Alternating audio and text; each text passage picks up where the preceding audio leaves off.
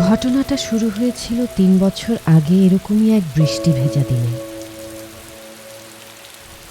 সেদিন ছিল আমার ড্যাফোডিল অ্যাসোসিয়েটসে কাজের প্রথম দিন।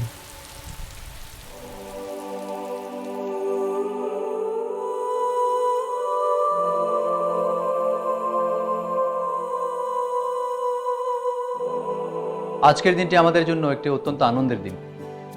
আমরা কুয়াকাটা কুইন রিসার্চের কম্পিটিশনটা উইন করেছি। এই প্রজেক্টটি আমাদের কোম্পানির জন্য একটি আশীর্বাদ, প্রায় 200 কোটি টাকার প্রজেক্ট। সো বুঝতেই পারছেন, and the credit goes to যথারীতি রাজীব ভাই। Thank you everyone. আমরা আসলে যে সময়টায় বসবাস করছি এই সময়ে কোয়ালিটির কোনো বিকল্প নেই, চারদিকে প্রচণ্ড কম্পিটিশন। সো আমাদেরকে বেস্টটাই করতে হবে, এখানে সেকেন্ড বেস্টের কোনো অপশন নেই। So we have to innovative and dynamic. May I come in sir?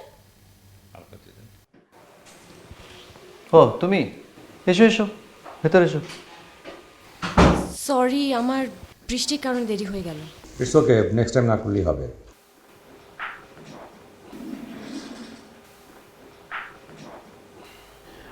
Please. ও হচ্ছে দিবা, Thank you. আর্কিটেক্ট, আমাদের কুয়াকাটা প্রজেক্টে কাজ করবে। ও কিন্তু ব্রিলিয়েন্ট রেজাল্ট করেছে, আর ওর থিসিস কনসেপ্টটা অসাধারণ হয়েছে। Welcome to our family. Thank you. You welcome. Rajib ভাই প্লিজ কন্টিনিউ। যা বলছিলাম, কোয়ালিটির কোনো বিকল্প নেই, সুতরাং আমাদেরকে আমাদের বেস্টটাই দিতে হবে। ড্যাফোডিল অ্যাসোসিয়েটস বাংলাদেশের 1 নম্বর আর্কিটেকচারাল ফার্ম, আমাদের এই অবস্থান ধরে রাখতে হবে। Unit quality workers, unit quality citizens, না হলে দেশ এগুবে কী করে? পাশ করেই এরকম একটা কাজ পেয়ে যাব ভাবতেই পারিনি। অফিসের সবাই খুব ফ্রেন্ডলি, কোনো বসিং নেই, একটা ফ্যামিলির মতো। রাজীব ভাই অসাধারণ মানুষ, ফ্রেন্ডলি, আবার কাজের ব্যাপারে ভীষণ স্ট্রিক্ট। যেমন নলেজেবল তেমনি স্মার্ট অ্যান্ড কেয়ারিং। মিম, তানিয়া, মেহেদি ওরাও খুব ভালো। সারোয়ার ভাই তো অমায়িক মানুষ। দিনগুলো স্বপ্নের মতো কেটে যাচ্ছিল। Coffee. Thank you. Welcome. Coffee শুধু ওর জন্য, আর আমরা? আরে ও অফিসে নতুন না, একটু খাতির করছিলাম আর কি, নাথিং মাচ। আর আমরা কি পুরনো হয়ে গেলাম? ওয়েল, কথা আছে না যে ঘর কা মুরগি ডাল বরাবর। দিবা, টেল মি, তোমার নতুন প্রজেক্টের কি অবস্থা, কেমন চলছে? ভালো। রাজীব ভাই ইজ ব্রিলিয়েন্ট। আমি এত কিছু শিখছি ওনার কাছ থেকে। দ্যাটস ফাইন, বাট উনি কিন্তু তোমার কথা শুনবে না। আলটিমেটলি তোমাকে সেটাই করতে হবে যেটা উনি চান। হ্যাঁ, স্বাভাবিক না, he is best in the field. না মানে আমি বলছিলাম কি, উনি তোমার কথা শুনবে, বাট অ্যাপারেন্টলি তোমাকে সেটাই এক্সিকিউট করতে হবে যেটা উনি চাচ্ছেন। সেটাই তো স্বাভাবিক, মানে ওনার এত এক্সপিরিয়েন্স, এত নলেজ, আমি তো জাস্ট একটা স্টুডেন্ট। আচ্ছা, স্টুডেন্টদের থেকেও তো নতুন নতুন আইডিয়া আসতে পারে নাকি? হ্যাঁ, অবশ্যই তা পারে। উনি সেটা মনে করেন না। উনি মনে করেন নতুনরা কিছুই জানে না। আই মিন একটু বেশি ডমিনেন্ট আর কি। কই, আমার কথা উনি মনোযোগ দিয়েই শোনেন। বাপরে, then you are very lucky. আমরা তো তার সামনে কথা বলার সাহসই পাই না। সি, কিন্তু উনি তো খুবই কেয়ারিং একটা মানুষ। আমাদের তো ওনাকে দেখলেই ভয় লাগে, এই বুঝি ধমক দিল। না না, আসলে এত কিছু ওনার জানা, সেজন্যই হয়তো। সেটাই, যে যত বেশি জানে তত কম মানে। Diba, can you come for a minute? Sure.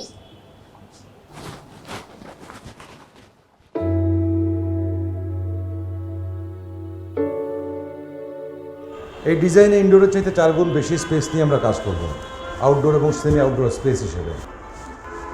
বারান্দা, টেরাস, ওপেন স্পেস, ট্রপিক্যাল ক্লাইমেটের এটাই সৌন্দর্য। This design will be horizontal and with the landscape. প্রতিটা জোন ধরে তুমি কাজ শুরু করে দাও, আর কোনো কিছু বুঝতে অসুবিধা হলে আমাকে জিজ্ঞেস করবে। Okay sir. কিন্তু কোনো ভুল করা যাবে না, ওকে? জি। I like smart people. আর আজকে কাজ করতে করতে তো অনেক লেট হয়ে যাবে, কাজ শেষে আমি তোমাকে ডিনারে নিয়ে যাবো। Sir it's okay. আরে চলো চলো, I will take you to a good place. Thanks sir.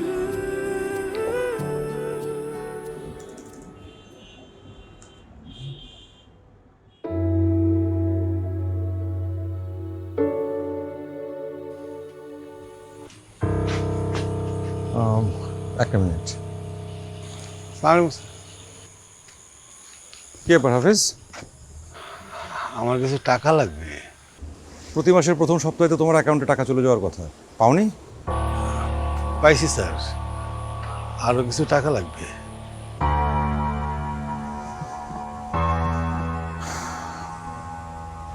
তোমার চাওয়া কি কখনোই শেষ হবে না? কত? 1020 স্যার। আমার স্ত্রী খুব অসুস্থ স্যার।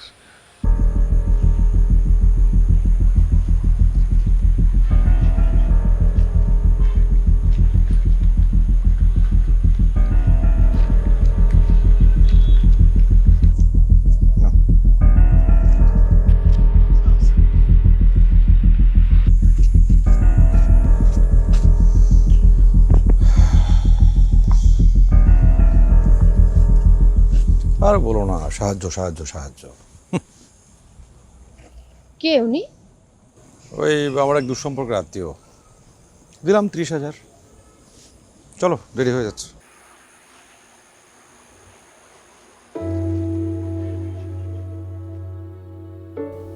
এভাবেই দিন কেটে যায়। রাজীব ভাইকে আমার আইডল মনে হতে থাকে। যেমন এফিশিয়েন্ট, সেরকম নলেজ, পার্সোনালিটি, বোল্ডনেস আমাকে মুগ্ধ করে। এরকমই তো হওয়া উচিত মানুষের। তার ব্যক্তিত্ব তো অস্বীকার করার কোনো উপায় ছিল না আমার। আমি তাকে পছন্দ করতে শুরু করেছিলাম। না, পছন্দ বললে কম বলা হবে, তার সব কিছুই আমার ভালো লাগতে শুরু করেছিল। আর লাগবে না।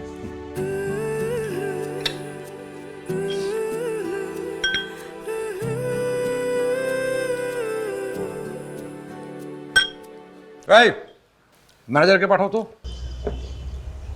কি হয়েছে? The test is not okay. Any problem, sir? আপনি manager? G sir. Have it. কি হয়েছে sir? Just have it. Sir আমি চেঞ্জ করে দিচ্ছি। Have it.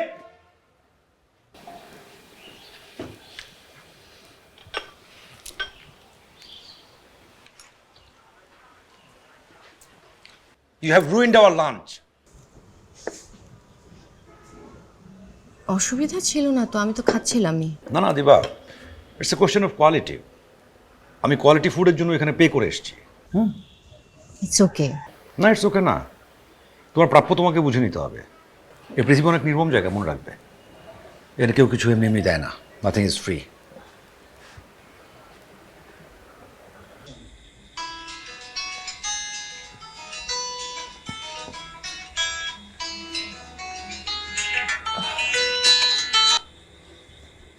হ্যালো মেহেদি ভাই, কেমন আছেন? এই তো ভালো। তোমার কি অবস্থা? তোমার তো কোনো খবরই পাচ্ছি না।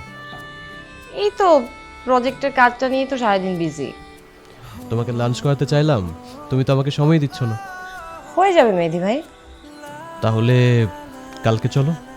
তানিয়া আর মিমকে বলেছেন? দিবা, আমি অ্যাকচুয়ালি তোমাকে ট্রিট করতে চাচ্ছিলাম। ওরা তো আমাকে ছাড়বে না। দিবা, তোমার সাথে কিছু কথা ছিল, সেগুলো শেয়ার করা খুব জরুরি। লাঞ্চও করলাম আর কথাগুলো বলা হয়ে গেল, কি বলো? ওরে বাবা, আমি তো ভয় পাচ্ছি। আরে ভয় পাওয়ার কি আছে? Please please don't say no, give me some time please.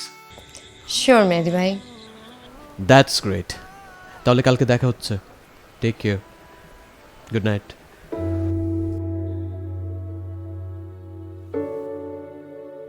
আমি বুঝতে পারছিলাম মেহেদি ভাই কি বলতে চায়, কিন্তু আমি তো তখন রাজীব ভাইয়ের জন্য হাবুডুবু খাচ্ছি। মানুষ তো তার যা ভালো লাগে সেটাকেই প্রাধান্য দেয়। সুতরাং মেহেদি আর রাজীবের মধ্যে আমি যে রাজীবকে বেছে নেব সেটাই তো স্বাভাবিক।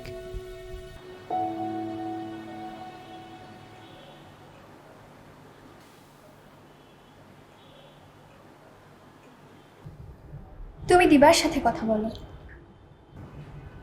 হোয়াট ডু ইউ থিঙ্ক আমি ট্রাই করি নাই? সারাক্ষণ রাজীব ওর সাথে থাকে, টু মাচ।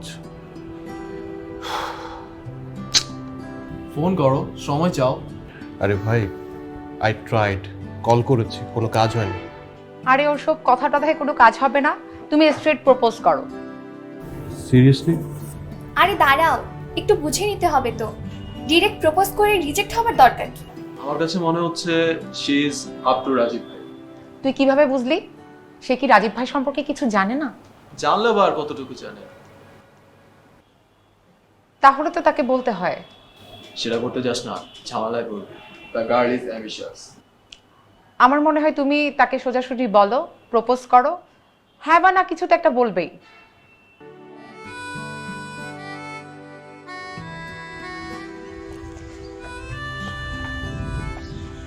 আপনি তো কিছুই বললেন না।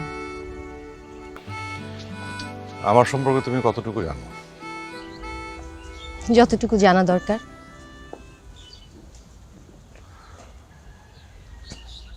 I have a past.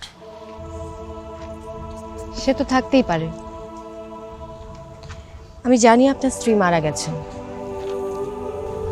আপনি এখন সিঙ্গেল।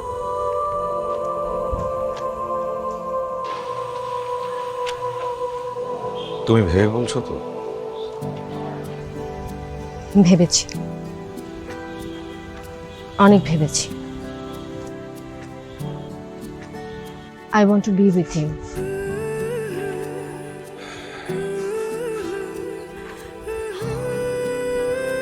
আমি আর সবার মতো না, আলাদা। আমাকে আমার মতো করে ভালোবাসতে পারবে? পারবো।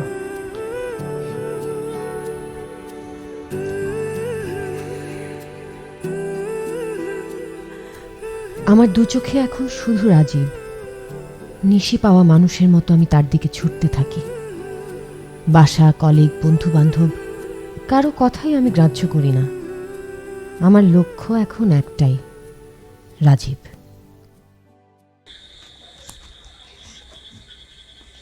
বসুন না মেদিনী।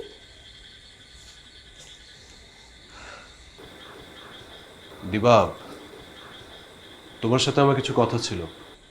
আমি চার কথা বলে আসি। চা লাগবে না। ও মা, তাই কি হয়? আমার বাসায় প্রথম আসলেন। প্লিজ বসো,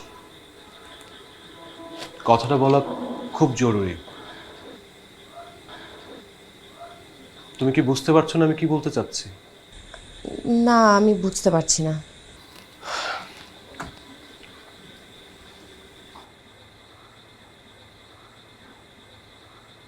তুমি কি আমাকে অ্যাভয়েড করছো? অ্যাভয়েড করবো কেন? দিবা, আমি তোমাকে... আংটিটা কেমন হয়েছে? লোকটা কি রাজীব ভাই? সামনের শুক্রবারে আমাদের বিয়ে। ওরকম বড় কোনো অনুষ্ঠান করা হচ্ছে না, রাজীব চায় না, তাই খুব সিম্পল একটা অনুষ্ঠান হবে।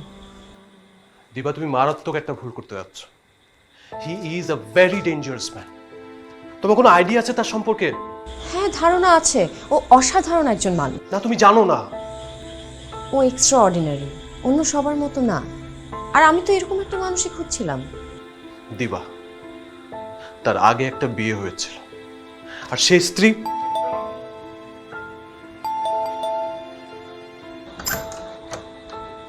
এসেছো? I was waiting. Roses for the rose. Thank you. এসো।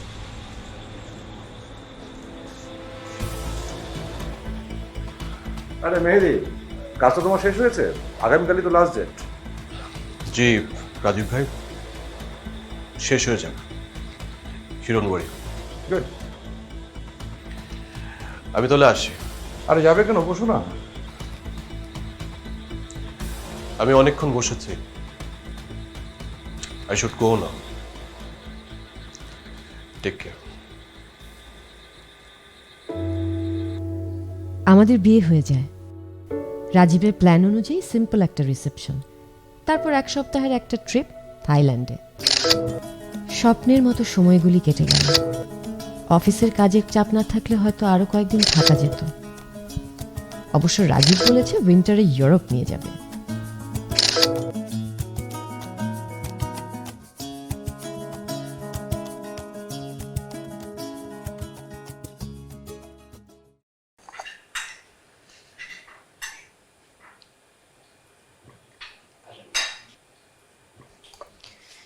না, কফিটা খেয়ে ফেলো, আমি রেডি হচ্ছি। তোমার যেতে হবে না, সে কি, আমার তো অফিসে প্রজেক্টে সব কাজ জমে আছে। আমি সামনে নেব, তুমি রেস্ট নাও। না না, রেস্ট নিতে হবে না, কাজটা তো করতে হবে। আরে বাবা, বললাম তো আমি সামনে নেব। You are no more an employee, এখন তুমি আমার স্ত্রী, তোমার অফিস যেতে হবে না। কি যে বলো না তুমি, কাজ ছাড়া মানুষ থাকতে পারে? আমি রেডি হচ্ছি।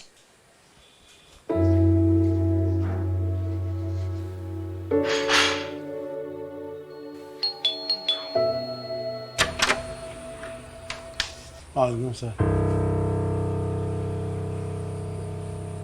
তুমি এখানে? স্যার আমার টাকা লাগবে স্যার। তোমার কি মনে হয় তুমি আসবে আর টাকা চাইবে আর আমি তোমাকে টাকা দিয়ে দিব? না স্যার, আমার টাকা লাগবে স্যার। আমার আমার স্ত্রীর স্যার থেরাপি দেওয়া লাগবে, না তো সে বাঁচবে না স্যার। তুমি কি ভেবেছো আমাকে ব্ল্যাকমেল করে তুমি পার পেয়ে যাবে? না স্যার, আমার স্ত্রী মৃত্যু সজ্জায় স্যার, তাকে থেরাপি দিতে হবে, নাহলে স্যার আমার স্ত্রী মারা যাবে স্যার। টাকাটা আমার খুব প্রয়োজন স্যার। স্যার দেন আমাকে স্যার।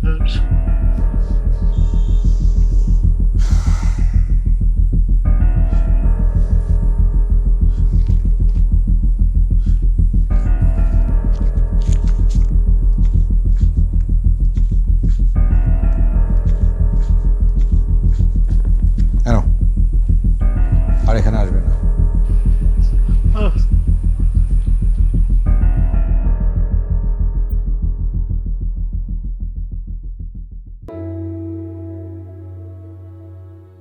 এটা হচ্ছে রেস্টুরেন্ট ব্লক, আর এই যে সিঁড়ি দিয়ে উঠে গিয়ে এই যে বারান্দাটা, এটার এই সাইডে হচ্ছে গিয়ে বারবিকিউ লাউঞ্জ, পুল সাইড হবে, আর অপোজিটে হচ্ছে বিচ। বাহ, ভালো হচ্ছে তো। রেস্টুরেন্ট ক্যাপাসিটি কত? ভেতরে বাইরে মিলিয়ে প্রায় 200। Very good, very good. আমার তো মনে হয় জিনিসটা ভালো দাঁড়িয়েছে। তুমি তো দেখি রাজীব ভাইয়ের চেয়ে ভালো ডিজাইন বোঝো। এই বারান্দার মানে পুল সাইডের অপোজিটেই কিন্তু সমুদ্র। দেখি। এই যে পুল সাইড বারবিকিউ লাউঞ্জ, আর অপোজিটে হচ্ছে বিচ। সমুদ্রকে বাইনাগুলোতে দেখবে না এত দূর থেকে? না, বিচ তো 500 ফুট দূরে। আমি তোমাকে বলেছিলাম restaurant should be on the beach. ঠিক আছে, আমি আর একটু বিচের দিকে সরিয়ে নিচ্ছি। দিবা, ডোন্ট ওয়েস্ট মাই টাইম। সব যদি আমাকেই করতে হয়, তোমার খামাখা সময় নষ্ট করার দরকারটা কি? রাজীব ভাই, ডিজাইনটা তো ভালোই হয়েছে। Not at all. অত জোনিংটাই বোঝেনি। এটা কি গ্রোসারি রেস্টুরেন্ট নাকি? এটা একটা রিসোর্ট। আমি তো আগেই তোমাকে দেখিয়েছিলাম। ডিজাইন হয়নি। শুধু এরকম ডিজাইন করলে চলবে না দিবা। We want something different. সেটা বোধ হয় তোমাকে দিয়ে হবে না। বেটার তুমি এক কাজ করো, তুমি ড্রাফটিংটাই করো।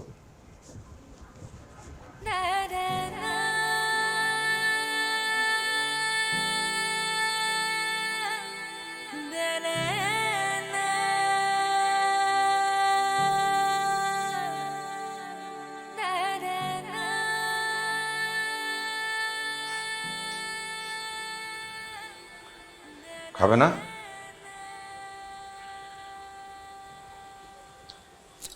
তুমি কি আপসেট? তুমি কি করে পারলে অফিসের সবার সামনে নিজের স্ত্রীর সাথে এরকম ব্যবহার করতে? অফিসে তো আমি তোমাকে প্রফেশনালি ডিল করব, স্ত্রী হিসেবে না। তাই বলে তুমি আমাকে এভাবে ইনসাল্ট করতে পারো না। সত্যি কথা কারোরই ভালো লাগে না, আর আমি মিথ্যে বলতে পারি না। না রাজীব, এই ডিজাইনটা তুমি শুরু থেকেই দেখছো, আজকে হঠাৎ করে তোমার মনে হলো যে এটা কিছুই হয়নি, কারণ ডিজাইনটা ভালো হয়েছে। তুমি আসলে চাও না আমি আর কাজ করি। বোকার মতো কথা বলো না তো, স্টুডেন্ট লাইফের থেকে বেটার আমি ডিজাইন করতাম। ওকে, খেতে এসো। তুমি খাও।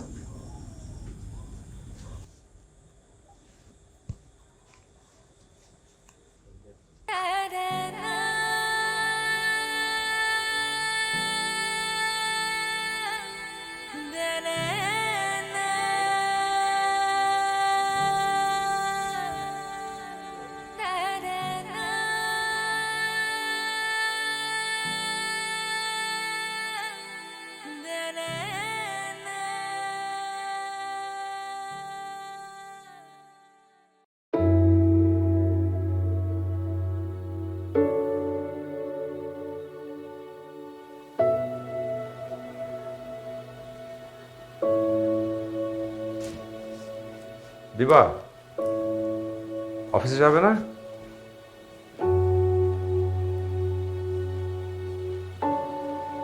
আমার তো দেরি হচ্ছে।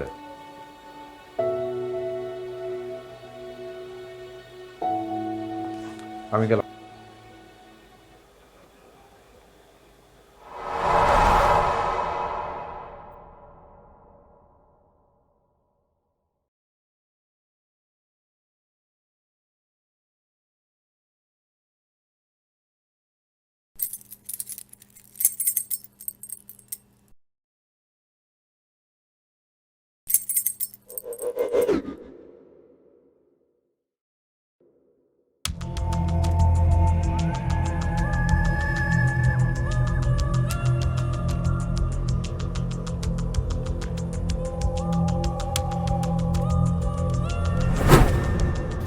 কোথায় যাচ্ছ?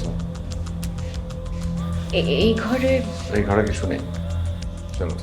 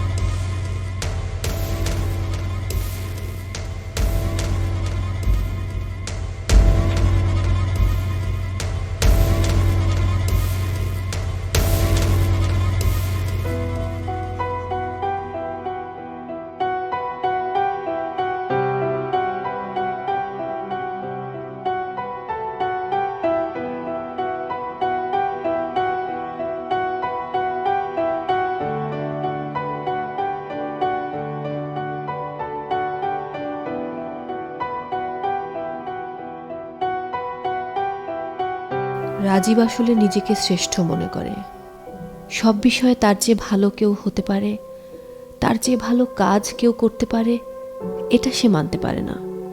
অথচ আমি তো তার গুণে মুগ্ধ হয়েই তাকে ভালোবেসেছিলাম। এত কনফিডেন্ট, এত স্মার্ট, এত ট্যালেন্টেড। আমার মুগ্ধ না হয়ে কোনো উপায় ছিল না। কিন্তু বিয়ের পর যেন রাতারাতি অন্য মানুষ হয়ে গেল। আমাকে কাজ করতে দিতে চায় না, সবার সামনে আমাকে ছোট করে, কোনো কাজের মিনিমাম অ্যাপ্রিসিয়েশন করে না।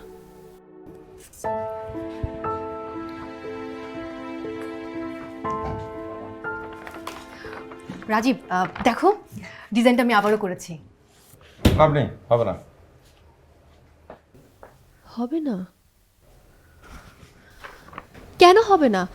আমি অনেক পরিশ্রম করেছি, ইভেন ফাংশন, ফর্ম, এস্থেটিক্স সব কিছু কনসিডার করেছি। তুমি একটু দেখো। দেখো নদী, ফার্স্ট ক্লাস পাওয়া ডিজাইন করে এক জিনিস না, তোমারও ট্যালেন্টটা নাই। এসব মিডিওকে প্রশংসা দিয়ে আমার চলবে না। তুমি কখনো আমার কাজকে অ্যাপ্রিশিয়েট করো না, অথচ আমি সবসময় ফার্স্ট হয়েছি, ইন্টারন্যাশনাল অ্যাওয়ার্ড পেয়েছি। নদী, অ্যাওয়ার্ড পাওয়া, ফার্স্ট ক্লাস পাওয়া এগুলো সব কিছু না। প্রফেশনাল গ্রাউন্ডটা অনেক ডিফারেন্ট। তুমি এক কাজ করো, তুমি ঘর সংসার দেখো, খাও দাও, ঘুরে বেড়াও, শপিং করো, ডিজাইন ফিজাইন করতে যাও না। দিনের পর দিন রাজীব আমাকে ডিসকারেজ করেছে। হয়নি হয়নি বলতে বলতে আমার কনফিডেন্স নষ্ট করে দিয়েছে। আমি নিজের উপর বিশ্বাস হারিয়ে ফেলতে শুরু করি। আর তখনই একদিন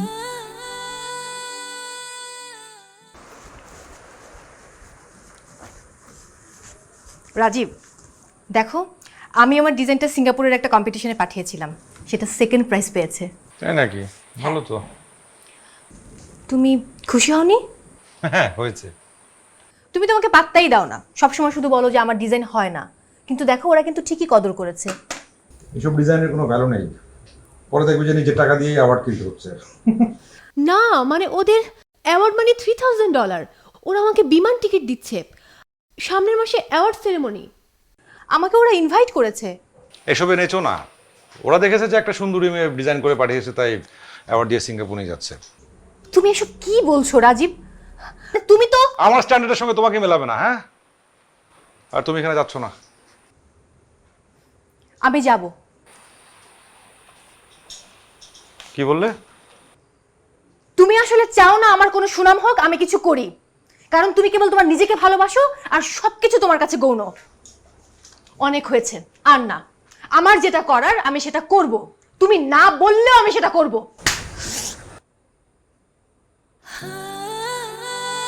তুমি যাবে না, ব্যাস।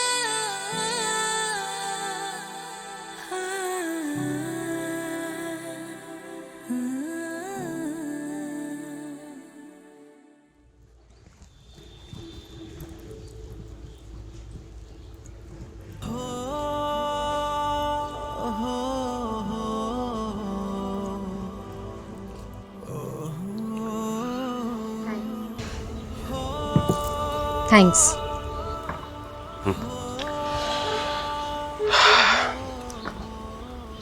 কেমন আছো? আছি। তুমি? এই তো।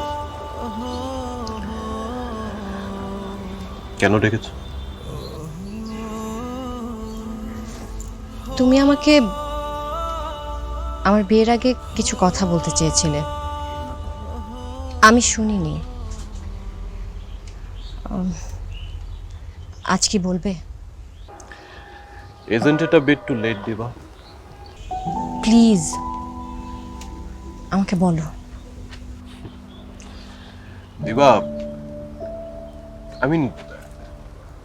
এখন এসব বলে কি লাভ? তাও আমি শুনতে চাই। সে ভালো মানুষ না, আমার কাছে তো মনে হয় সে একটা মানসিক রোগী। নিজেকে ছাড়া কিছুই বোঝে না, নিজেকে শ্রেষ্ঠ মনে করে, আর কারো কাজই তার কাছে পছন্দ। ওর আগের স্ত্রীর সম্পর্কে তুমি কি জানো? ওয়েল, সবাই যা জানে আমিও তাই জানি। সেটা কি? যে তার মৃত্যুটা স্বাভাবিক ছিল না। কিরকম? অ্যাপারেন্টলি আত্মহত্যা, কিন্তু সবাই সেটা মনে করে না। মানে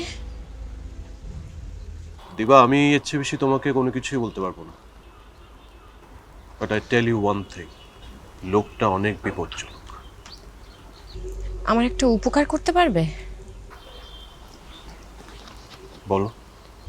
হাফিজ নামে একটা লোক, আমাদের অফিস থেকে প্রতি মাসে তার জন্য স্যালারি যায়, কিন্তু আজ পর্যন্ত তাকে আমি অফিসে দেখিনি। তার ঠিকানাটা তুমি আমাকে জোগাড় করে দিতে পারবে? আমি চাকরিটা ছেড়ে দিয়েছি। আগামী মাসে 1 তারিখে আমার চিটাংয়ে একটা ফার্মে জয়েনিং। কিন্তু কেন? এমনিতে ওখানে মন বসছিল না।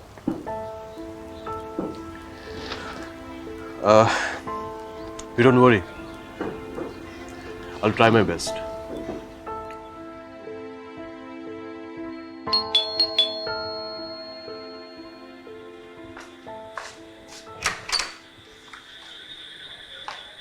কোথায় গিয়েছিলে? মার্কেটে। কই, হাতে তো কোনো ব্যাগ ট্যাগ নেই, কি কিনেছো? কিছু কিনিনি তো, এমনিই ঘুরছিলাম। মেহেদির সঙ্গে তোমার কি সম্পর্ক? কোনো সম্পর্ক নেই তো। না, ও তো তোমাকে বোধহয় পছন্দ করে, বিয়ে করতে চেয়েছিল। কেন কথা বলছো না কেন? বললাম তো আমাদের কোনো সম্পর্ক নেই। তুমি কোথায় যাও, কি করো, সমস্ত কিন্তু আমার নলেজে আছে। এত অবিশ্বাস করো আমাকে? আমার পেছনে স্পাইং করছো? নাহলে জানতাম কি করে যে তুমি মেহেদির সঙ্গে কফি খাও, ডেট করো? তুমি অসুস্থ রাজীব, নিজেকে ছাড়া তুমি কিছুই বোঝো না। আমি তোমাকে প্রথমেই বলেছিলাম, আমার সঙ্গে চলতে হলে আমার মতো করে চলতে হবে, নইলে নইলে কি? তখনই দেখবে। এটা তোমার প্রথম অপরাধ, তাই মাফ করে দিলাম, পরেরটা করবো না।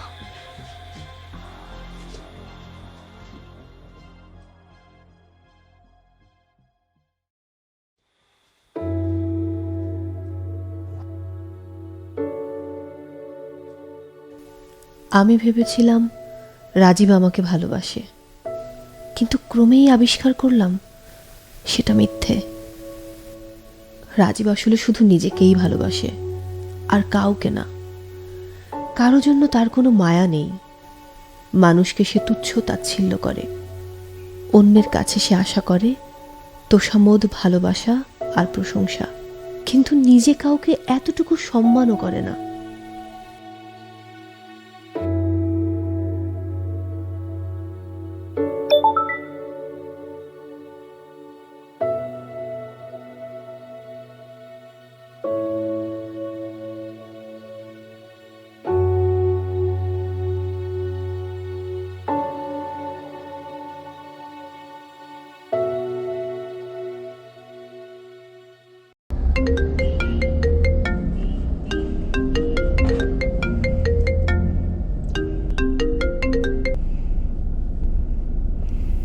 হ্যালো।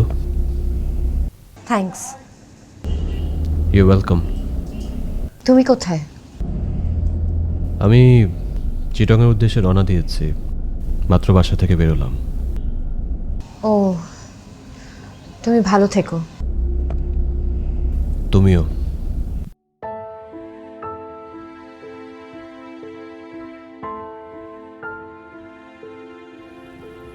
আপনি আসছেন মা? আমি অনেকবার চিন্তা করছিলাম যে আপনার সাথে আমি দেখা করব, কিন্তু সময়ের সুযোগ হয়নি মা। আমার আপনার কাছে কিছু কথা জানার ছিল। জি মা, বলেন, কি জানতে চান? আপনার সাথে রাজীবের কি সম্পর্ক? আমি তেনার বাসায় কেয়ারটেকার ছিলাম। তার মানে ওর প্রথম স্ত্রীকে আপনি দেখেছেন? জি মা। ওনার মৃত্যুটা? সবাই তো জানে মা, উনি আত্মহত্যা করছিলেন,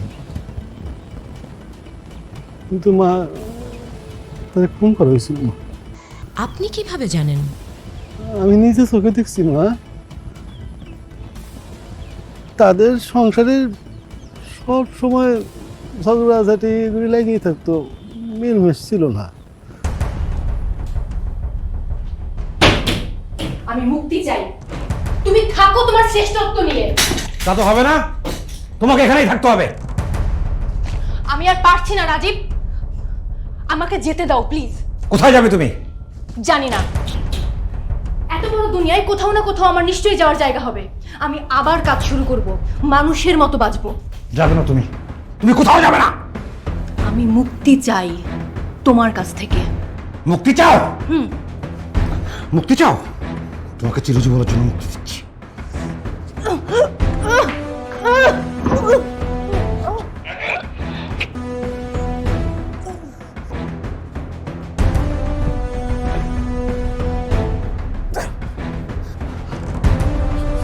স্যার,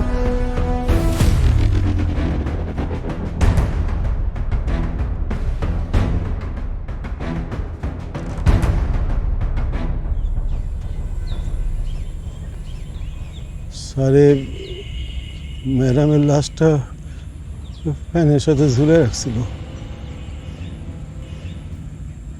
এত বড় একটা অপরাধ করেও পার পেয়ে গেল। টাকায় কথা বলে মা, অর্থ, ক্ষমতা এইসবের বলে তারা তারা বাইসে যায়। আপনি কিচ্ছু বললেন না? আমি 2 টাকার কেয়ারটেকার মা, আমার ক্ষমতার কতটুকু? স্যারে আমারে জানে মেরে ফেলার হুমকি দেয়। যদি আমি কাউকে বলি তাহলে আমার জানের খতরা, আর যদি না বলি তাহলে সে আমাকে অনেক টাকা দিবে বলছে। আমার টাকার দরকার ছিল মা। আমার স্ত্রী তখন অসুস্থ, তার ক্যান্সার, আর সে আমাকে বলছে যে এককালীন 5 লাখ টাকা দেবে, আর মাস গেলে 20,000 টাকা করে দেবে মা। আমি রাজি হয়ে যাই মা, আমার স্ত্রীর জন্য। আজ যে আমাকে বললেন। কালকে আমার স্ত্রী মারা গেছে, এই পৃথিবীতে আমার আর কেউ নাই। এই পাপের বোঝা নিয়ে আমি কবরে যেতে মন চায় না মা।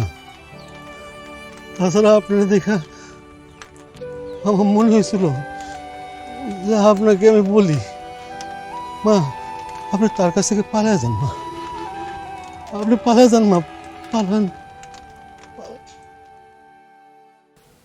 দিবা, দিবা, দিবা,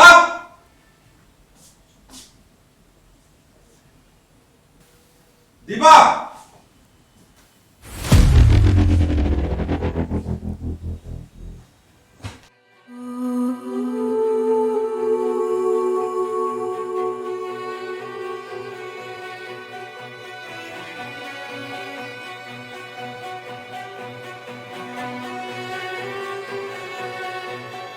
তুমি আমাকে ড্যাফোডিল ফুলের সৌন্দর্য বলেছ, হলুদ রঙের মাহাত্ম্য বলেছ, কিন্তু ড্যাফোডিলের আরেক নাম বোধহয় তুমি জানো না। সে নামটা হলো নার্সিসাস। গ্রিক পুরাণের সেই সুদর্শন যুবক যে নিজের প্রেমে নিজেই মৃত্যুমুখে পতিত হয়। জঙ্গলে তৃষ্ণার্ত ক্ষুধার্ত নার্সিসাস নিজের দিকে তাকিয়ে থাকতে থাকতে একসময় মরে যায়, আর সেই স্থানে ফোটে এই ফুল, তোমার প্রিয় ড্যাফোডিল, যার আরেক নাম নার্সিসাস। নার্সিস্টিক পার্সোনালিটি ডিসঅর্ডার একটা রোগ রাজীব। এরা নিজেকে শ্রেষ্ঠ মনে করে, স্তুতি পছন্দ করে, অন্যকে ছোট করে, ধ্বংস করে, হত্যা করে। তুমি খুনি রাজীব। আমি কিন্তু তোমাকে ভালোবেসেছিলাম, তুমি বাসনি। কারণ তো বললাম, নিজেকে ছাড়া আর কাউকে ভালোবাসতে তুমি অক্ষম। তোমার অপরাধের প্রমাণ আমি থানায় জানিয়ে দিয়েছি। আমি বাঁচতে চাই রাজীব, মানুষের মতো বাঁচতে চাই।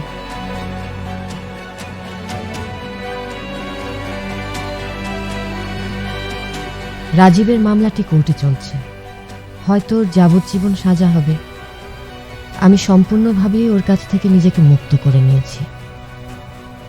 ডিভোর্স লেটার পাঠিয়েছি। তারপর থেকে আমার মোবাইলে ড্যাফোডিলের ছবি দিয়ে শুভেচ্ছা পাঠাচ্ছে কেউ। হয়তো রাজীবই হবে। আমাকে ভয় দেখানোর চেষ্টা, কিংবা তার হয়তো আত্মশুদ্ধি হয়েছে। আমি এসব কিছুকে পেছনে ফেলে সামনের দিকে এগিয়ে যাচ্ছি, নতুন স্বপ্ন, নতুন আশা নিয়ে। আর হ্যাঁ, নতুন একটা নাম্বার নেব। ওই ফুলটা আমি আর দেখতে চাই না।